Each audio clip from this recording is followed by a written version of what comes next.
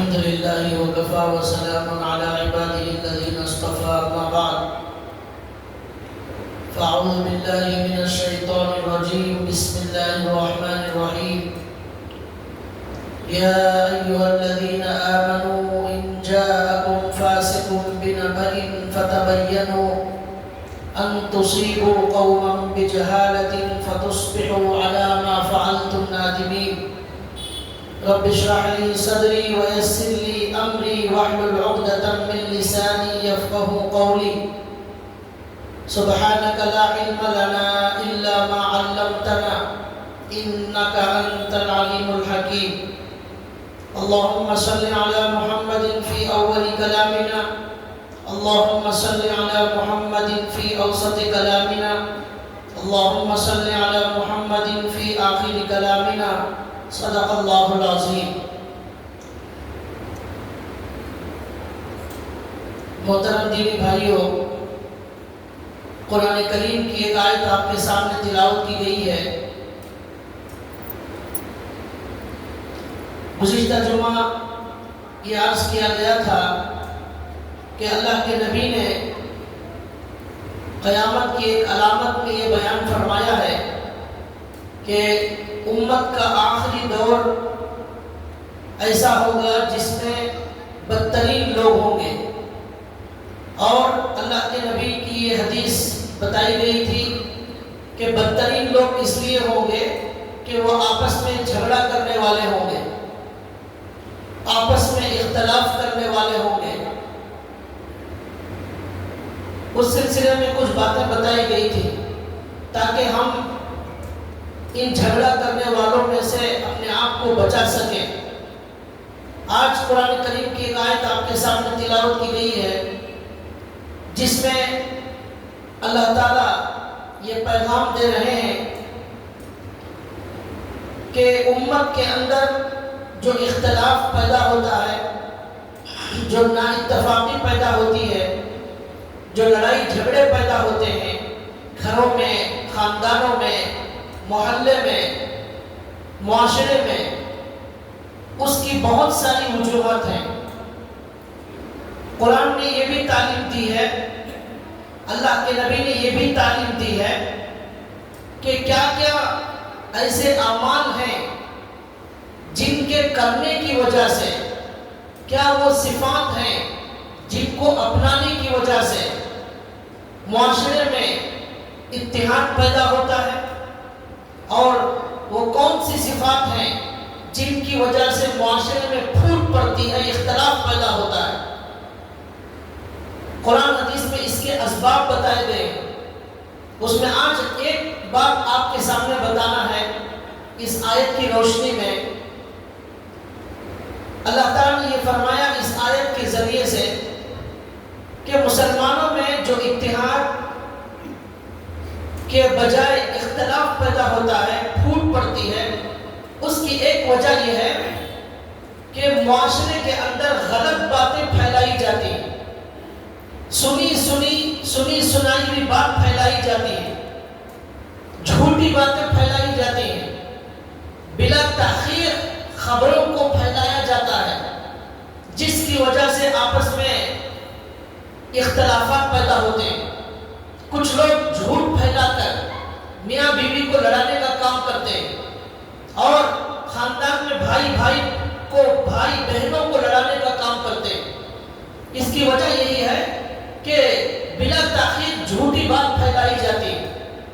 یہ بیماری ہے، ایک گناہ ہے، یہ ایک بری صفت ہے جس کو اللہ نے منع فرمایا، اللہ کے نبی نے منع فرمایا، اور اللہ کے نبی نے ہمیں یہ حکم دیا کہ آپ کے معاشرے میں، آپ کے خاندان میں، آپ کے محلے میں کہیں بھی کوئی بھی بات آپ کے کانوں میں پڑ جائے، آپ کو معلوم ہو جائے، تو آپ جب تک آپ کو تحقیق نہ ہو جائے، آپ جب تک اس کی انکوائری نہ کریں، اس وقت تک آپ سامنے اس بات کو نہ پھیلائیں۔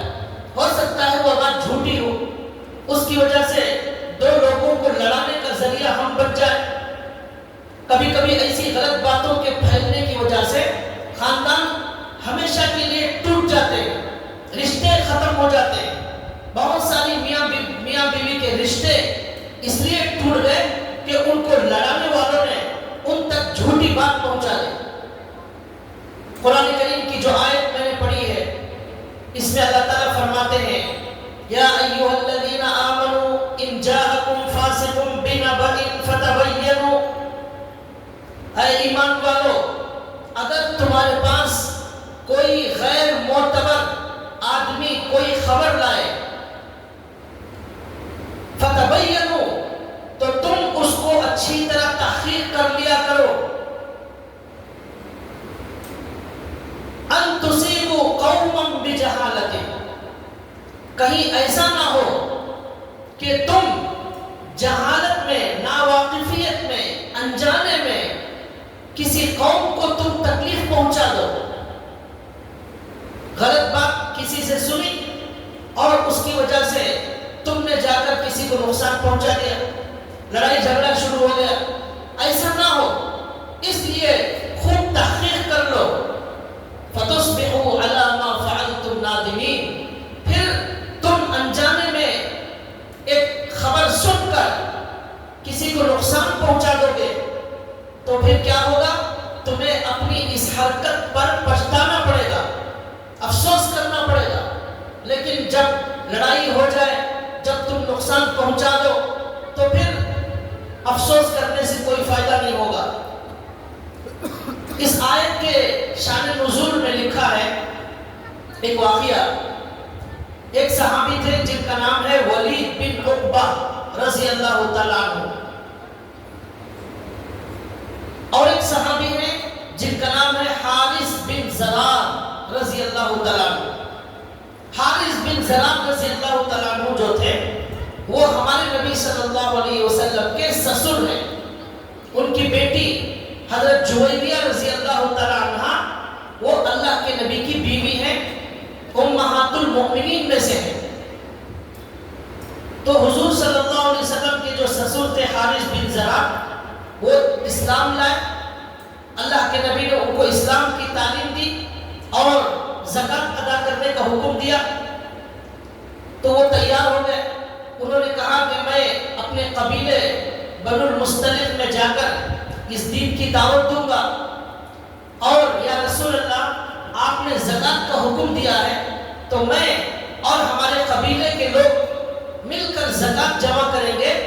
فلاں مہینے کی فلاں تاریخ کو آپ اپنے کسی صحابی کو بھیج دیجئے، ان کے حوالے ہم اس زکوٰۃ کو کر دیں گے، وہ آپ تک پہنچ جائے.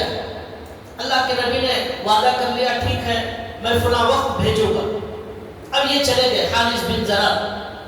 وہ وقت آیا، اللہ کے نبی نے ایک صحابی جن کا نام ہے ولید بن عقبہ، ان کو اللہ کے نبی نے یہ ذمہ داری دی، یہ حکم دیا کہ فلاں قبیلے میں جا کر فلاں صحابی سے زکوٰۃ وصول کرنا ہے اور لا کر یہاں پہنچانا ہے. یہ جو ولید بن عقبہ صحابی تھے یہ یہاں سے نکلے. جب نکلے تو ان کے دل میں یہ خیال آیا کہ جہاں جا رہے ہیں، جس قبیلے کی طرف جا رہے ہیں، بنو المستلق کا قبیلہ، وہاں کے لوگوں سے ان کی پرانی دشمنی تھی، اسلام سے پہلے کی دشمنی تھی. ان کے دل میں خیال آیا ہو سکتا ہے کہ اب میں زکوٰۃ لینے جاؤں اور پرانی دشمنی کی وجہ سے وہ لوگ مجھے قتل کر دیں، وہ لوگ مجھے مار دیں.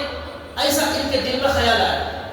تو انہوں نے ایسا کیا کہ وہاں گئے بغیر آ کر اللہ کے نبی کو بتا دیا. کیا بتایا؟ کہ انہوں نے زکوٰۃ دینے سے انکار کر دیا اور انہوں نے زکوٰۃ نہیں دی. اور بعض روایتوں میں یہ بھی ہے کہ یہ گئے اس قبیلے کے پاس زکوٰۃ لینے کے لیے، اور وہاں کے لوگوں کو معلوم ہوا کہ زکوٰۃ لینے کے لیے اللہ کے نبی کے صحابی آ رہے ہیں. تو بہت سارے لوگ مل کر ان کے استقبال کے لیے نکلے. تو بہت سارے لوگوں کو دیکھ کر انہوں نے یہ سمجھ لیا کہ یہ لوگ مجھے قتل کرنے آ رہے ہیں اور پرانی دشمنی یاد آ گئی. اس لیے آ کر انہوں نے حضور کو یہ بتا دیا کہ وہ لوگ زکوٰۃ نہیں دیے بلکہ انہوں نے مجھے مارنے کا ارادہ کیا، قتل کرنے کے لیے آ گئے. اب اللہ کے نبی صلی اللہ علیہ وسلم کو اس بات سے تکلیف ہوئی. اللہ کے نبی صلی اللہ علیہ وسلم نے خالد بن ولید رضی اللہ تعالیٰ عنہ کو حکم دیا اور جا کر ایک جماعت تیار کر دی. ان کے خلاف لڑنے کے لیے ایک فوج تیار کرنے کا حکم دے دیا اللہ کے رسول صلی اللہ علیہ وسلم نے. اب یہ جماعت صحابہ کی ان سے لڑنے کے لیے نکلی حضرت خالد بن ولید کی سرپرستی میں. اب وہاں ان لوگوں نے دیکھا کہ کوئی آیا ہی نہیں زکات لینے کے لیے. وہ بھی اللہ کے نبی کی خدمت میں نکلے. دونوں کی ملاقات ہو گئی. اب بات چیت ہوئی تو انہوں نے کہا کہ ہمارے پاس تو کوئی آدمی آیا ہی نہیں زکات لینے کے لیے. ولید بن عقبہ کو ہم نے دیکھا ہی نہیں, ہماری ملاقات ہی نہیں ہوئی ہے, ہم ان کو کیوں ماننے جائیں گے؟ ہم تو اسلام پر قائم ہیں اور ہم الحمدللہ سچے اور پکے مسلمان بن چکے ہیں, اور یہ حرکت ہم کیوں کریں گے؟ اب ان کو بھی بڑا تعجب ہوا کہ اللہ کے نبی نے ایسا حکم دیا, یہ لوگ کہہ رہے ہیں کہ کوئی زکات لینے آیا ہی نہیں. یہ سب مل کر اللہ کے نبی کی خدمت میں پہنچے. اب جب اللہ کے نبی کی خدمت میں پہنچے تو اس وقت یہ آیت کریمہ نازل ہوئی جس میں اللہ تعالیٰ نے یہ حکم دیا, اے ایمان والو, اگر تمہارے پاس کوئی غیر معتبر آدمی کوئی خبر لے کر آئے تو تم تحقیق کر لو, اچھی طرح پہلے انکوائری کر لو, یہ بولنے والا صحیح بول رہا ہے یا نہیں بول رہا ہے, اس خبر کی تحقیق کر لو. کیوں؟ اس لیے کہ اگر تحقیق نہیں کرو گے ان تصیبوا قوما بجہالہ, ناواقفیت میں تم جا کر کسی قوم کو نقصان پہنچا دو گے. اب یہاں تھوڑی دیر اگر ہو جاتی اور غلطی ہو جاتی تو دونوں میں لڑائی اور قتل و قتال شروع ہو جاتا اور اسے کتنی جانوں کا نقصان ہوتا. پھر اس کے بعد اللہ نے کہا فَتُصْبِحُوا عَلَىٰ مَا فَعَلْتُمْ نَادِمِينَ, پھر تمہیں اس حرکت پر افسوس کرنا پڑتا, پچھتانا پڑتا. اس لیے پہلے تحقیق کر لو, پہلے انکوائری کر لو, ورنہ پچھتانا پڑے گا, دو جماعتوں میں پھوٹ پڑ جائے گی. یہاں پر اللہ نے یہ بڑا سبق دیا. اور یہاں اور ایک بات یاد رکھنے کی یہ ہے کہ یہ جو واقعہ ہے ایک صحابی کی غلط خبر دینے کا واقعہ ہے. مطلب یہ ہوا کہ جب صحابی کی خبر بھی آئے تب بھی اللہ کے نبی کو اور مسلمانوں کو قرآن انکوائری کرنے کا حکم دے رہا ہے, تحقیق کرنے کا حکم دے رہا ہے. اور آج کل ہمارے معاشرے کے اندر جھوٹوں کی کوئی کمی نہیں ہے اور جھوٹ پھیلانے والوں کی کوئی کمی نہیں ہے اور سچے مومنوں کی کمی نہیں ہے, اور سچے مومنوں کی کمی ہے, اچھے مومنوں کی کمی ہے. تو ایسے دور میں جہاں پر ہر آدمی کے منہ سے جھوٹ نکل رہا ہے تو اب ڈبل تحقیق کرنا ضروری ہے. ایک تحقیق سے کام نہیں چلے گا, بہت زیادہ تحقیق کرنا ہے ہمارے زمانے کے اندر. اس لیے کہ آپ کو کوئی سچے نظر ہی نہیں آئیں گے, اور آپ کو کوئی بھی آدمی ملے تو آپ اس کی بات پر بالکل بھروسہ نہیں کر سکتے. آج لوگوں کا مشغلہ بن گیا ہے جھوٹ پھیلانا, جھوٹی باتیں بولنا, ان کے بارے میں کوئی غلط خبر پھیلانا, ان کے بارے میں غلط خبر پھیلانا, انکوائری کرنا. یہ سب دل کی بیماریاں ہیں. یہ سب دل کے اندر گندگی جب پیدا ہوتی ہے, یہ صفت پیدا ہوتی ہے کہ لوگوں کے بارے میں معلومات کرو, ان کے عیبوں کو معلوم کرو, ان کی برائیوں کو معلوم کرو. اللہ کے نبی نے تو حدیث میں فرمایا من ستر مسلما سترہ اللہ یوم القیامہ, جو آدمی دنیا کے اندر مسلمانوں کے عیبوں پر پردہ ڈالے گا, اس کے گناہوں کو چھپائے گا, کل قیامت کے دن اللہ اس کے عیبوں کو چھپائیں گے. کل قیامت کے دن اللہ اس کے گناہوں پر پردہ ڈالیں گے. آج ہم کیا کرتے ہیں, مسلمانوں کے عیبوں کو معلوم کرنے کی کوشش کرتے ہیں, انکوائری کرتے ہیں کیا خرابی ہے ان کے اندر, کوئی خبر معلوم ہو جائے, ان کی کوئی برائی معلوم ہو جائے, دو چار لوگوں کو پھیلائی جائے. میٹنگیں ہوتی ہیں جگہ جگہ, ان مسلمانوں کی میٹنگوں میں کیا ہوتا ہے, کسی نہ کسی کے خلاف کوئی تبصرہ ہوتا ہے اور ان کی کوئی نہ کوئی برائی پر لے کر بیان بازی چلتی ہے. وہ ایسا ہے ان کے بارے میں, ہاں صحیح ہے, وہ ایسے ہی ہیں. یہ ساری جو ہے مسلمانوں کے معاشرے کو برباد کرنے والی باتیں, یہ دل کی گندگیاں تھیں. تو اس لیے قرآن کریم نے اس سے منع فرمایا. اور ایک بات یہاں یہ بھی یاد رکھنا چاہیے، مفسرین نے لکھا ہے ایک صحابی سے اس طرح کا گناہ کیسے ہوا، انہوں نے جھوٹ آ کر کیسے بتا دیا. اس کا جواب یہ ہے کہ دیکھیے صحابہ اکرام سے گناہ ہوا ہے، اور یہی نہیں اور بھی کچھ صحابہ اکرام سے کچھ گناہ ہوئے ہیں، لیکن اس کے باوجود ہمارا اہل سنت والجماعت کا عقیدہ یہ ہے، جمہور علماء کا مسلک یہ ہے الصحابہ کلہم عدول، تمام کے تمام صحابہ نیک تھے، اور جو ان سے گناہ ہوا تو تمام کے تمام صحابہ نیک ہیں. کچھ صحابہ سے جو گناہ ہوا انہوں نے سچی پکی توبہ کر لی اور موت سے پہلے وہ گناہوں سے پاک ہو گئے، اللہ ان سے راضی ہو گیا اور وہ اللہ سے راضی ہو گئے. رضی اللہ عنہم ورضوا عنہ، اللہ نے یہ قرآن میں اعلان کر دیا کہ صحابہ سے اللہ راضی ہو گیا. تو گناہ ہو سکتا ہے، مومن سے گناہ ہو سکتا ہے، نہیں ہو سکتا ایسا نہیں. صرف انبیاء ایسے ہیں جن سے گناہ نہیں ہو سکتا. معصوم صرف انبیاء ہیں، صحابہ معصوم نہیں ہیں. کچھ صحابہ سے گناہ ہوا ہے، کچھ صحابہ اکرام سے زنا بھی ہوا ہے، کچھ صحابہ سے شراب پینے کی بھی حرکت ہوئی ہے، اور بھی واقعات مستند حدیثوں سے ثابت ہیں. لیکن اس کے باوجود یہ عقیدہ ہمارا ہے انہوں نے سچی توبہ کی، اللہ نے ان کو معاف کر دیا. ان کے غلطی کی وجہ سے ہم ہمارے دل میں کوئی بھی ان کے عظمت کے خلاف ہم کوئی بات نہیں کریں گے. وہ ہمارے سروں کے تاج ہیں، وہ ہمارے انبیاء کے سچے وارث ہیں، اور ہمارے نبی کے پیغام کو، ہمارے نبی کے دین کو، ہمارے نبی کے لائے ہوئے قرآن کو پوری امانت داری سے اس امت تک پہنچانے والے صحابہ اکرام ہیں. صحابہ اکرام اللہ کے نبی کے تقوی کو اپنے اندر پیدا کرنے والے صحابہ ہیں. ان سے زیادہ محترم، ان سے زیادہ معزز، ان سے زیادہ بہتر اس امت میں کوئی فرق نہیں ہو سکتا. لہذا ان صحابہ کے خلاف زبان کھولنا، زبان درازی کرنا، ان صحابہ کی گستاخی کرنا انسان کو گمراہ کر دیتا ہے، انسان کو اس کے ایمان کے خطرے کی بات ہے. تو لہذا اس بات کو یہاں یاد رکھنا چاہیے. تو اس آیت سے اللہ تعالیٰ نے کیا پیغام دیا؟ اللہ نے یہی پیغام دیا کہ تمہارے پاس کوئی بھی غیر معتبر خبر آ جائے، اور تمہارے پاس ایسی ویسی خبر آ جائے، اچھی خبر آ جائے، بری خبر آ جائے، سب سے پہلا یہ کام کرنا ہے کہ اگر وہ کسی مسلمان کے خلاف کوئی خبر ہے، وہ اس کے بارے میں کوئی برائی ہے، تو ہم یہ سمجھیں، یہ فیصلہ کریں اس برائی کو، اس گناہ کو میں چھپاؤں گا، میں کسی کو نہیں بتاؤں گا، تاکہ اللہ کل قیامت کے دن میرے بھی گناہوں کو چھپائے. ہم آج بڑے مزے لے کر ہوٹلوں کے اندر کھڑے ہو کر چائے پیتے ہوئے ہمارے نوجوان اور ہمارے مسلمان بھائی دوسروں کی برائیاں بیان کرتے ہیں، اچھالتے ہیں.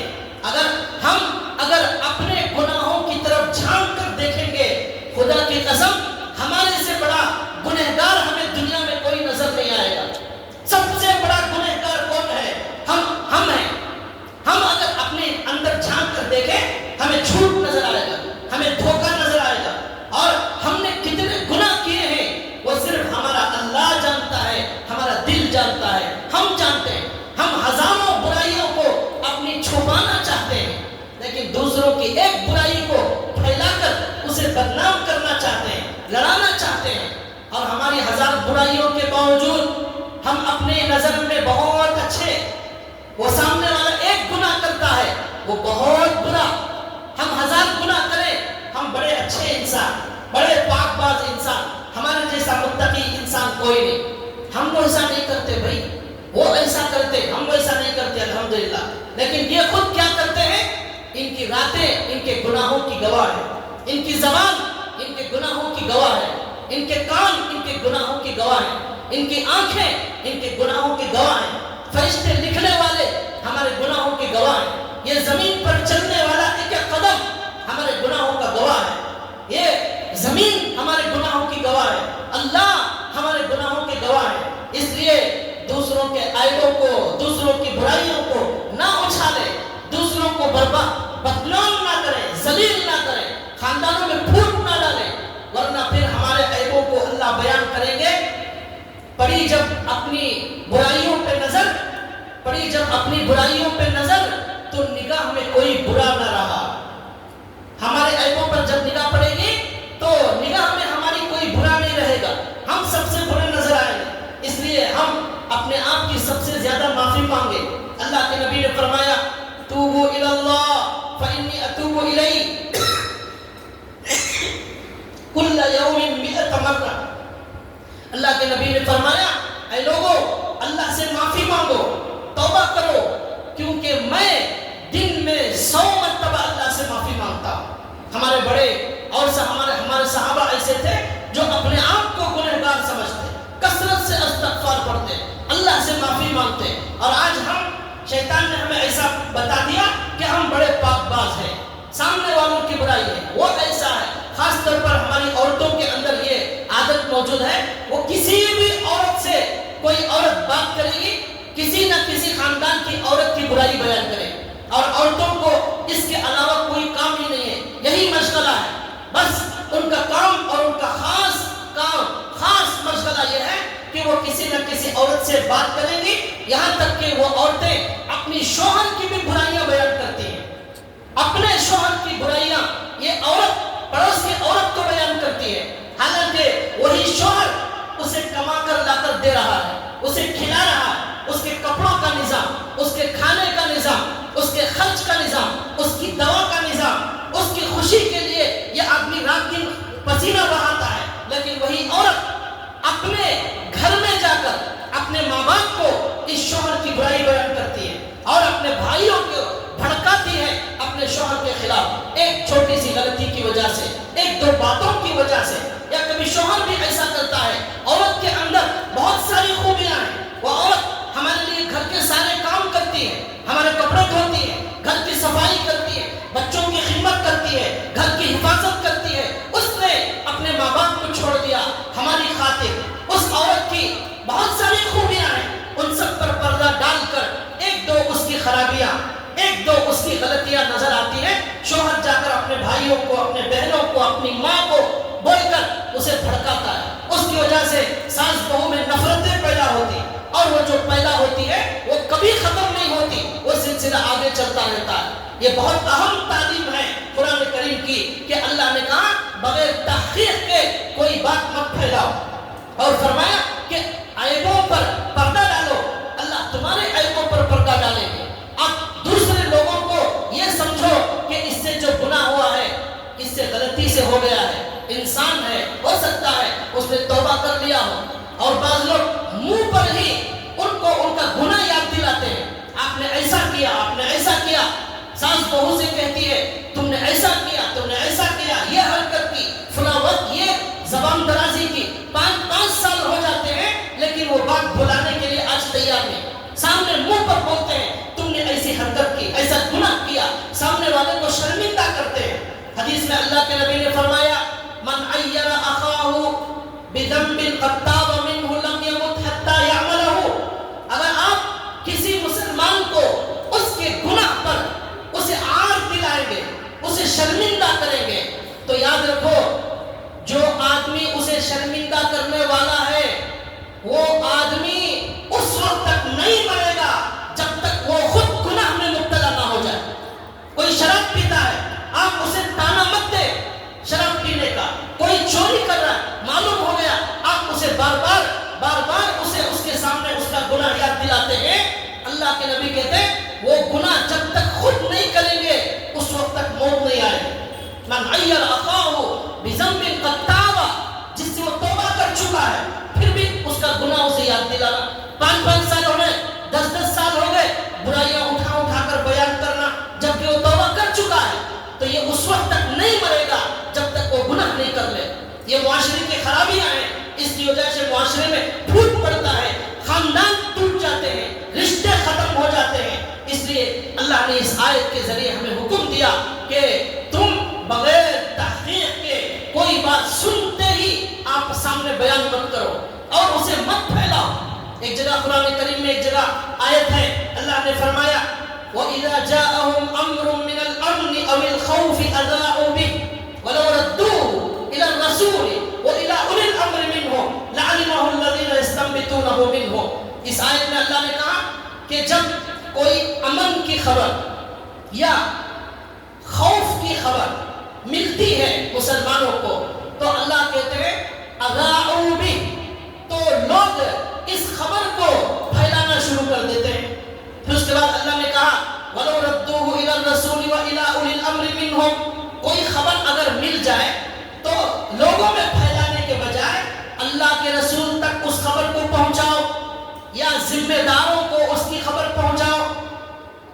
رسول کو پہنچاؤ یا ذمہ داروں کو وہ خبر پہنچاؤ، صاحب معاملہ کو وہ خبر پہنچاؤ. کسی کا بچہ آپ کو گناہ کرتے ہوئے نظر آ گیا، آپ پورے محلے میں ڈھنڈورا پیٹنے کے بجائے ان کے والدین کو اطلاع کیجیے، ان کے والد کو اطلاع کریں، ان کی والدہ کو اطلاع کریں، ان کے ذمہ دار کو اطلاع کریں. میں نے آپ کے بچے کو فلاں غلطی کرتے ہوئے فلاں جگہ دیکھا ہے، آپ اپنے بچے کی اصلاح کریں.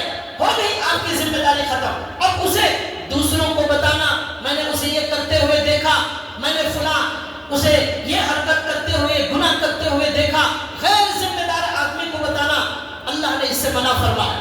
وَلَوْ رَدُّوهُ إِلَى الرَّسُولِ وَإِلَى أُولِي الْأَمْرِ مِنْهُمْ، اگر آپ اللہ کے رسول تک اس خبر کو پہنچائیں یا ذمہ داروں کو پہنچائیں، لَعَلِمَهُ لَوْ رَدُّوهُ إِلَى الرَّسُولِ وَإِلَى أُولِي الْأَمْرِ مِنْهُمْ لَعَلِمَهُ الَّذِينَ يَسْتَنبِطُونَهُ مِنْهُمْ، تو جو ذمہ دار ہیں، جو تحقیق کرنے والے ہیں، وہ اس بارے میں تحقیق کر لیں گے اور جو اصلاح کرنا ہے وہ کر لیں گے.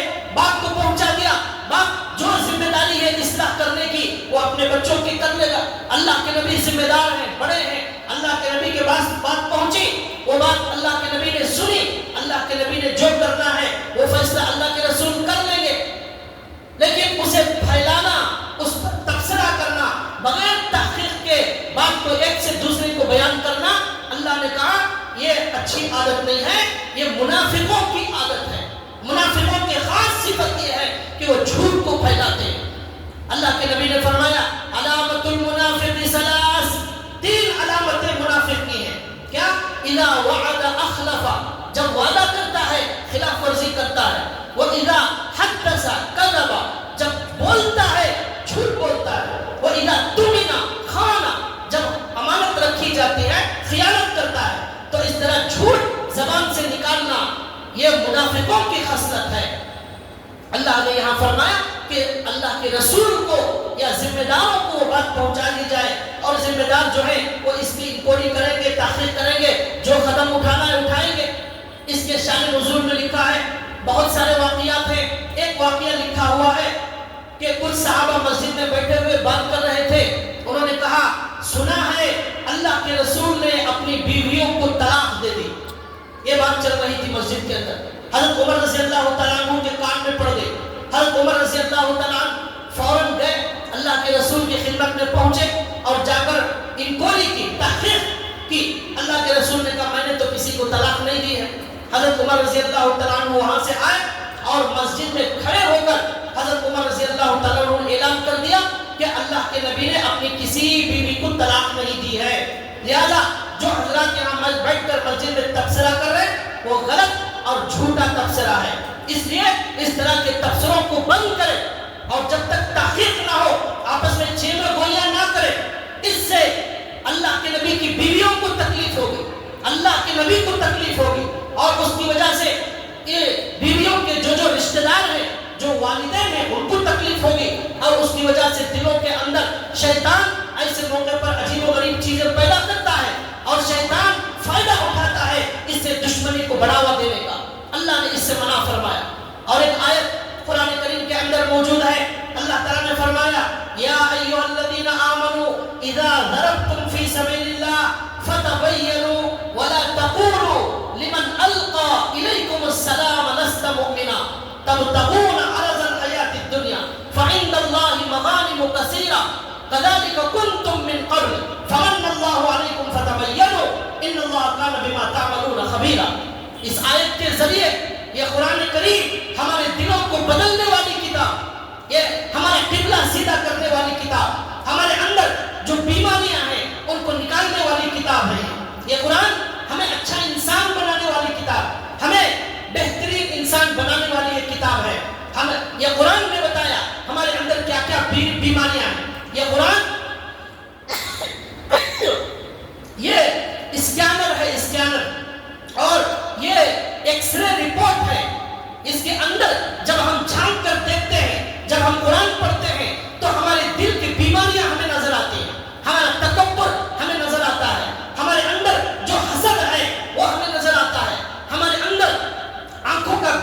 کرنے کی بیماری ہے وہ ہمیں قرآن پڑھنے سے نظر آتا ہے. ہمیں نظر آتا ہے اللہ کو کیا پسند ہے. ہمیں قرآن پڑھنے سے نظر آتا ہے ہمارے اللہ کو کیا ناپسند ہے.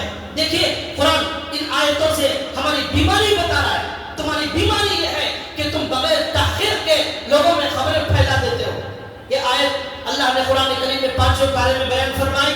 اللہ کہتے ہیں یا ایھا الذین آمنوا اذا ضربتم فی سبیل اللہ، اے مسلمانوں جب تم جہاد کے لیے نکلو، اذا ضربتم فی سبیل اللہ فتبینوا، تو تم اچھی طرح انکوائری کرو، تحقیق کر لیا کرو. ولا تقولوا لمن القى الیکم السلام لست مؤمنا، سفر میں جہاد کے سفر میں جب اگر کوئی تمہیں بندہ سلام کرے تو تم اس آدمی کو سلام کرنے کے باوجود تم یہ نہ کہو کہ تو مسلمان نہیں ہے. سلام کرنے کے باوجود تم یہ نہ کہو کہ تو مسلمان نہیں ہے. اس آیت کے شان نزول میں ترمذی شریف کے اندر حدیث موجود ہے. اس کے اندر اللہ کے نبی صلی اللہ علیہ وسلم کی حدیث میں آیا ہے کہ ایک جماعت کو اللہ کے نبی نے جہاد کے سفر پر روانہ فرمایا. وہ جماعت جب سفر میں نکلی تو راستے میں ایک آدمی ملا جو آدمی بکریاں چرا رہا تھا. اس آدمی نے جب ان صحابہ کو دیکھا تو اس نے زور سے السلام علیکم ورحمۃ اللہ وبرکاتہ کہا. تو ایک صحابی نے یہ سمجھا کہ یہ جو سلام کر رہا ہے یہ اپنی جان بچانے کے لیے سلام کر رہا ہے، یہ مسلمان نہیں ہے، یہ ہمارا دشمن ہے، ہم سے لڑنے کے لیے آیا ہے لیکن جان بچانے کے لیے سلام کر رہا ہے. تو ان صحابی نے اس سلام کرنے والے کو قتل کر دیا اور اس کی جو بکریاں تھی وہ سب انہوں نے لے لی اور جا کر اللہ کے نبی کو پہنچا دیا. اور ایک روایت بخاری شریف کے اندر موجود ہے کہ اللہ ایسا ہی واقعہ ہے، تھوڑا سا بدلا ہوا ہے. اس میں آتا ہے کہ اللہ کے نبی صلی اللہ علیہ وسلم نے ایک جماعت کو جہاد پر روانہ فرمایا. اس کے اندر جب وہ صحابہ نکلے تو جب دشمنوں کے قریب پہنچے تو بہت سارے لوگ وہاں سے بھاگ گئے. دشمن ایک وہاں پر ایک انسان رہ گیا جس کے پاس بہت زیادہ مال تھا. اس آدمی نے ان صحابہ کو دیکھا، بقیہ سب بھاگ گئے تو اس نے لا الہ الا اللہ محمد رسول اللہ اس نے کہا. وہ واقعہ بھی ہے، یہ واقعہ بھی ہے. تو لکھا ہے کہ جب لا الہ الا اللہ اس نے پڑھ لیا تو جو ایک صحابی نے یہ سمجھا کہ یہ آدمی ہمارا دشمن ہے اور اپنی جان بچانے کے لیے کلمہ پڑھ رہا ہے، جھوٹ بول رہا ہے، یہ حقیقت میں مسلمان نہیں ہو رہا ہے. انہوں نے اس آدمی کو قتل کر دیا اور اس کا جو مال غنیمت مال تھا وہ لے جا کر اللہ کے نبی کی خدمت میں پہنچا دیا. اور جب انہوں نے اس کو قتل کیا تب صحابہ میں سے ایک صحابی نے کہا کہ آپ نے اسے قتل کر کے اچھا نہیں کیا. اور انہوں نے کہا کہ یہ خبر میں جا کر اللہ کے رسول کو بتاؤں گا کہ آپ نے اس طرح ایک کلمہ پڑھنے والے پر آپ نے تلوار چلا دی. یہ گئے جا کر اللہ کے نبی کو یہ خبر بتائی. اللہ کے نبی نے ان کو بلایا اور کہا کہ تم نے ان کو کلمہ پڑھنے کے باوجود کیوں قتل کیا؟ انہوں نے کہا یا رسول اللہ اس نے ڈر کر یہ کلمہ پڑھا ہے ایسا سمجھ کر میں نے قتل کر دیا. اللہ کے نبی نے فرمایا کل قیامت کے دن وہ کلمہ آپ کے سامنے کھڑا ہو جائے گا اور آپ کو اس کلمے کے سامنے کھڑے ہو کر اللہ کے سامنے جواب دینا پڑے گا آپ نے اسے کیوں قتل کیا. یہ کل قیامت کے دن یہ فیصلہ ہونے والا ہے. اللہ کے نبی نے کہا کیا جواب دو گے تم اللہ کے سامنے کھڑے ہو کر؟ یہ اللہ کے نبی نے فرمایا. اس موقع پر یہ آیت نازل ہوئی. اللہ کہتے ہیں یا ایھا الذین آمنوا اذا ضربتم فی سبیل اللہ فتبینوا، اے لوگو جب تم جہاد کے سفر میں جاؤ تو تم انکوائری کر لینا. صرف تمہیں جو آدمی سلام کر رہا ہے، جو آدمی کلمہ پڑھ رہا ہے تو تم اس کے باوجود تم اسے یہ کہتے ہو لست مؤمنا، مومن نہیں ہو. یہ حق تمہیں کس نے دیا؟ اس نے دل سے پڑھا ہے یا نہیں پڑھا ہے یہ اللہ کے علاوہ کوئی نہیں جانتا. دل کے حالت صرف اللہ جانتا ہے. تم نے کیسے فیصلہ کر لیا؟ اب اس کے بعد قرآن کریم کہتا ہے اللہ کے نبی نے تو یہ کہا کہ کل قیامت کے دن اس کا فیصلہ ہوگا اور تمہیں جواب دینا پڑے گا.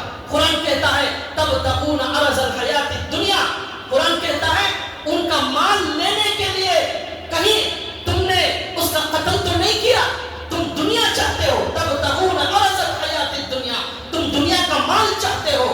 فَإِنَّ اللَّهِ مَغَانِمُ كَثِيرَةٌ، اللہ کے پاس بہت زیادہ مال ہے، اس مال کی لالچ مت کرو، اس مال کو حاصل کرنے کے لیے کوئی غلط قدم مت اٹھاؤ، اللہ دینے والا بہت بڑا ہے۔ مال حاصل کرنے کے لیے گناہ کرنا یہ جہالت ہے، مال اللہ دینے والے ہیں، اللہ ہی جسے دیتے ہیں ملتا ہے، اللہ جسے نہیں دیتے اسے نہیں ملتا۔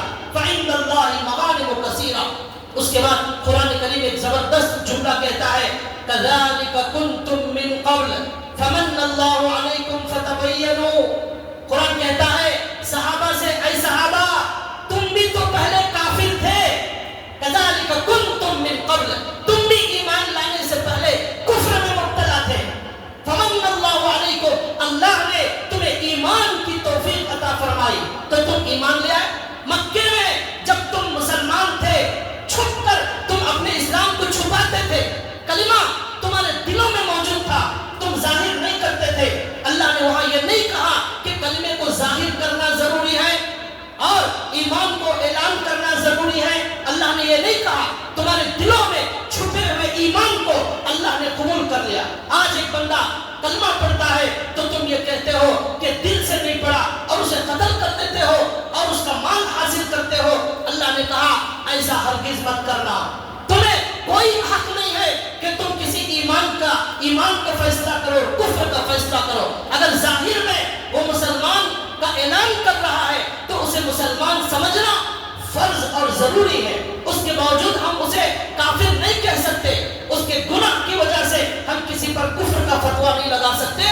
اللہ نے واضح طور پر اس آیت کے اندر بتایا، اور دو جگہ اللہ نے کہا فتبینوا، فتبینوا، انکوائری کر لو، تحقیق کر لو۔ تحقیق نہیں کرو گے آپس میں اختلاف ہوگا اور خون خرابہ ہوگا، قتل تک نوبت آ گئی یہاں پر انکوائری نہ کرنے کی وجہ سے اور تحقیق نہ کرنے کی وجہ سے ایک مسلمان پر تلوار اٹھانے کی نوبت آ گئی۔ اس لیے اللہ نے کہا تمہاری زندگیوں میں پھوٹ پڑ جائے گا اگر تم اختلاف نہیں کرو گے، اگر تم انکوائری نہیں کرو گے، تحقیق نہیں کرو گے تو تمہارے درمیان پھوٹ پڑ جائے۔ اللہ نے ان آیتوں کے ذریعے بھی ہمیں سمجھایا اور سبق دیا، تمہاری زندگی کے بارے میں کوئی بھی، آپ کی بیوی کے بارے میں آپ کو کوئی خبر دیتا ہے، اس نے آپ کے خلاف ایسا کیا، اس نے آپ کے خلاف ایسا بولا، آپ جب تک تحقیق نہ کریں کوئی فیصلہ نہ کریں۔ آپ کی ماں آپ کی بیوی کے بارے میں غلط خبر دیتی ہے، آپ ماں کی خبر ہرگز نہ مانیں، بیوی سے انکوائری کریں، تحقیق کریں۔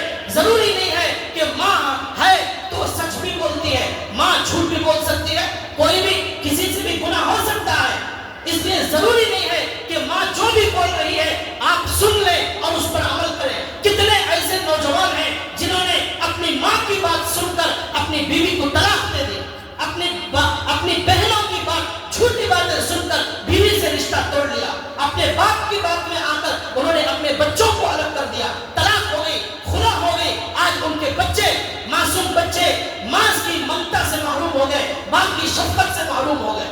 یہ ایسا گناہ ہے بغیر تحقیق کے لوگوں میں بات پھیلا دینا۔ حدیث میں اللہ کے نبی نے فرمایا کفا بالمرء کذبا ان یحدث بکل ما سمع، آدمی کے جھوٹا ہونے کے لیے یہ کافی ہے جو سنے فوراً سامنے بیان کر دے، جو کان میں خبر پڑی فوراً سامنے بیان کر دیا، تحقیق نہیں کیا۔ اللہ کے نبی کہتے ہیں آدمی کے جھوٹا ہونے کے لیے کافی ہے۔ اور ایک اس سے بدترین بات یہ ہے کہ ہمیں معلوم ہے کہ یہ بات جھوٹی ہے، پھر بھی ہم اس جھوٹ کو پھیلاتے ہیں۔ اللہ کے نبی کہتے ہیں یہ دو جھوٹوں میں سے ایک جھوٹا ہے۔ اور اللہ کے نبی نے حدیث میں فرمایا آدمی اللہ کی نظر، اللہ کے پاس ایک آدمی جھوٹ بولتا ہے، جھوٹ بولتا ہے، جھوٹ بولتا ہے، یہاں تک کہ اللہ کی نظر میں اسے جھوٹا لکھا جاتا ہے، جھوٹا، اللہ کی نظر میں جھوٹا لکھا جاتا ہے۔ ایک حدیث میں اللہ کے نبی نے فرمایا جھوٹ جب زبان سے نکلتا ہے تو اس کی بدبو کی وجہ سے فرشتے ایک میل دور بھاگ جاتے ہیں۔ ایک حدیث میں اللہ کے نبی نے فرمایا اپنی زبان سے جو بھی بات نکالو سوچ سمجھ کر نکالنا اور بغیر سوچے مت نکالنا، ضرورت ہو تو نکالنا، بے ضرورت مت نکالنا۔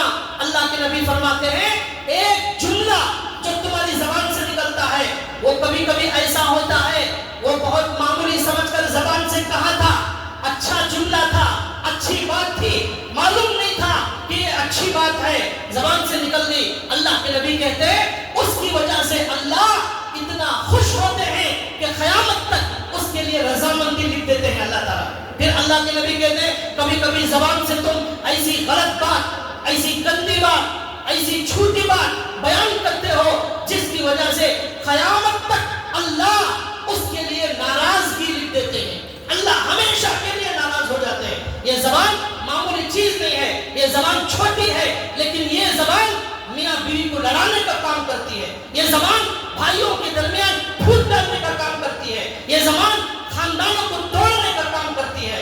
اس لیے اللہ نے قرآن کریم کے اندر یہ مختلف آیتوں کے ذریعے ہمیں سمجھایا بغیر تاخیر کے اپنی زبان نہ کھولیں۔ آج یہ واٹس ایپ کا دور ہے، ہر آدمی کی دل کی خواہش یہ ہوتی ہے کہ مجھے کوئی بھی خبر آ جائے، پہلی فرصت میں سب سے ضروری کام اٹھتے ہی ابھی منہ بھی نہیں دھویا ہے اس کی تمنا ہوتی ہے واٹس ایپ میں کیا خبریں آئی ہیں میں 10-15-50 لوگوں کو پھیلا دوں۔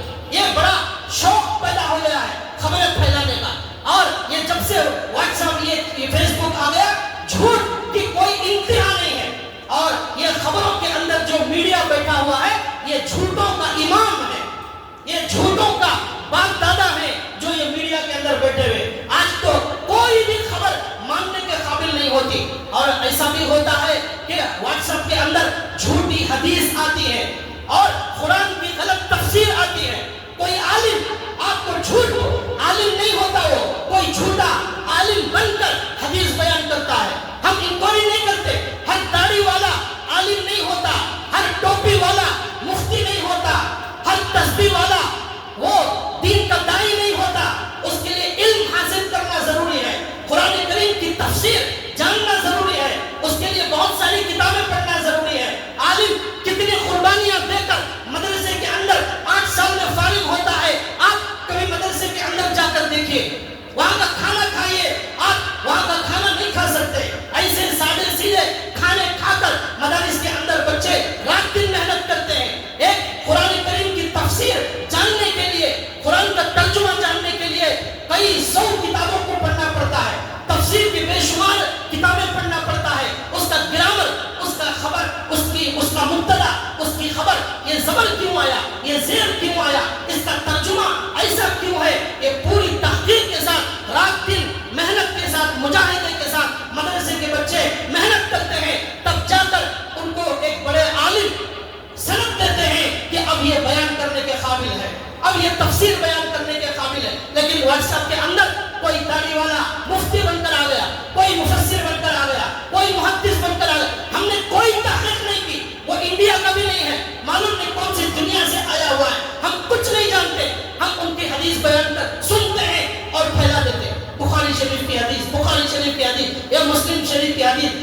بہت ساری جھوٹی حدیث ہیں جو لوگ واٹس ایپ کے ذریعے پھیلاتے ہیں، وہ بھی اس گناہ کے اندر شریک ہیں۔ اور عام بات پھیلانا معمولی گناہ، اللہ کے نبی کی حدیث پھیلانا اس سے بڑا کوئی گناہ نہیں ہے۔ حدیث میں اللہ کے نبی نے فرمایا من کذب علی متعمدا فلیتبوأ مقعدہ من النار، جو آدمی میری طرف جھوٹی بات منسوب کرے وہ اپنا ٹھکانہ جہنم میں بنائے۔ یہ دین آسان نہیں، دین دنیا کے بارے میں ہر آدمی تبصرہ کرے تو لوگ کہتے ہیں کہ ان کو تبصرہ کرنے کی کیا ضرورت، لیکن قرآن کے بارے میں ہر آدمی تفسیر کرنا چاہتا ہے، حدیث ہر آدمی بیان کرنا چاہتا ہے، بیان کرنے کا شوق بھی آج بہت زیادہ ہو گیا، ہر آدمی بیان کرنا چاہتا ہے، لیکن بیان سے پہلے علم حاصل کرنا نہیں چاہتا، وہ علماء کے پاس بیٹھنا نہیں چاہتا، سیکھنا نہیں چاہتا۔ شوق ہے بیان کرنے کا، بہت اچھا شوق ہے، بڑا مبارک شوق ہے، لیکن آپ پہلے کسی عالم کے پاس جائیے، حدیثوں کو معلوم کیجئے، قرآن کو معلوم کیجئے، تفسیر کو معلوم کیجئے۔ قرآن آپ کے لیے نازل ہوا ہے، آپ محنت کریں، علم حاصل کریں، اس کے بعد آپ بیان کریں، ضرور بیان کریں، امت میں ہدایت پھیلانے کا ذریعہ بنے، بڑا اجر ہے۔ لیکن اگر جاہل جھوٹی حدیثوں کو پھیلائے گا، اللہ کے نبی کہتے ہیں اپنا ٹھکانہ جہنم میں بنا۔ اس لیے واٹس ایپ کی ہر خبر کو پھیلا دینا، یہ بھی اللہ کے نبی کہتے ہیں بلا تحقیق اس بات کا پھیلانا اللہ نے قرآن کریم میں منع فرمایا، اللہ کے نبی نے حدیثوں میں منع فرمایا، اور اس کی وجہ سے خاندانوں میں پھوٹ پڑ جاتی ہے اور اختلافات پڑ جاتے ہیں، اور خاص طور پر اور قرآن کریم کے اللہ نے ایک جگہ فرمایا وَلَا تَقْفُ مَا لَيْسَ لَكَ بِهِ عِلْمٌ إِنَّ السَّمْعَ وَالْبَصَرَ وَالْفُؤَادَ كُلُّ أُولَٰئِكَ كَانَ عَنْهُ مسؤولا. جو بات معلوم نہ ہو اس پر عمل درآمد مت کرو. کانوں کے بارے میں سوال ہوگا, زبان کے بارے میں سوال ہوگا, دل کے بارے میں سوال ہوگا. زبان سے جو بھی بات نکالو یہ سوچ کر نکالو کل قیامت کے دن اللہ کے دربار میں مجھے اسے ثابت کرنا پڑے گا. ثابت نہیں کروں گا میں جھوٹا قرار دیا جاؤں گا. زبان سے جو بھی لفظ نکلتا ہے وہ لکھا جا رہا ہے. اس لیے بھائیو ہمیں بلا تحقیر کوئی بھی بات اپنی زبان سے نہیں نکالنا ہے, اور کوئی بھی دین کی بات حدیث کی بات واٹس ایپ میں آ جائے ہرگز ہمیں نہیں پھیلانا ہے. اس لیے کہ ہو سکتا ہے کہ وہ غلط, ہاں کوئی معتبر عالم مستند عالم آپ جسے جانتے ہو, ہمارا معاشرہ جانتا ہے, وہ صحیح بات ہی بولتا ہے, اس کے بعد پھیلا سکتے ہیں. لیکن جسے نہیں جانتے اور جس بات کی انکوائری نہیں ہے اس کو پھیلائیں گے تو ہم اس گناہ میں مبتلا ہو جائیں گے. اللہ ہماری حفاظت فرمائے اور اللہ تعالیٰ ہمیں سنی ہوئی بات پر عمل کرنے کی توفیق عطا فرمائے.